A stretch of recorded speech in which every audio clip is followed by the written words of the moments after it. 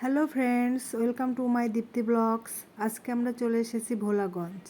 ভোলাগঞ্জ সিলেটের সীমান্তবর্তী উপজেলার কোম্পানিগঞ্জের একটি পাথর কোয়ারি।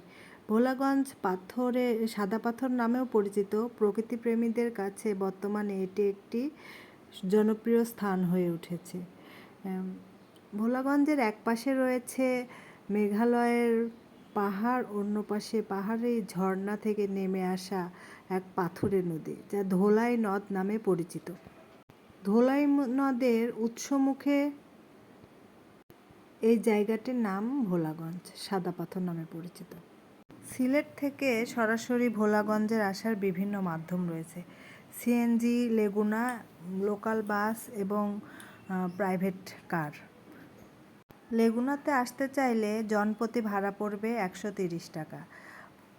সিএনজিতে ভাড়া পড়বে রিজার্ভ নিলে 1500 থেকে 1800 টাকা এবং প্রাইভেট কারে 2500 থেকে 3000-এর মধ্যে।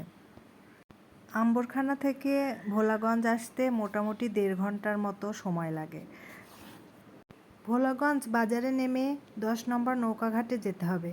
সেখানে ভোলাগঞ্জ সাদা পাথর যাওয়া আসার নৌকা ভাড়া পাওয়া যায়। নৌকা ভাড়া 800 টাকা। সেখানে একটি নৌকাতে 10 জন যেতে পারবেন। সেক্ষেত্রে গ্রুপ করে গেলে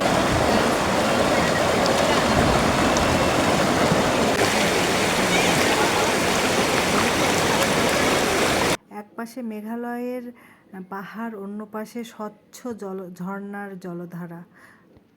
এই মনোমুগ্ধকর পরিবেশে আপনি নিজেকে সময় হারিয়ে সময় কোন দিক দিয়ে চলে যাবে আপনি টেরই পাবেন না।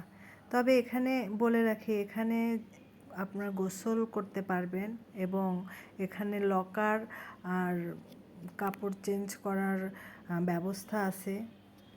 লকারে জিনিসপত্র রাখার জন্য 100 টাকা এবং কাপড় চেঞ্জের জন্য 20 টাকা করে দিতে হবে।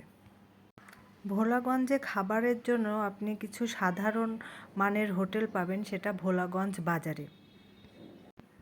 ভোলাগঞ্জের পাশাপাশি আরও 2টি সুন্দর জায়গা রয়েছে, সেটি উৎমাছড়া ও তরুংছড়া। ইচ্ছা করলে আপনারা সেখান থেকেও ঘুরে আসতে পারেন।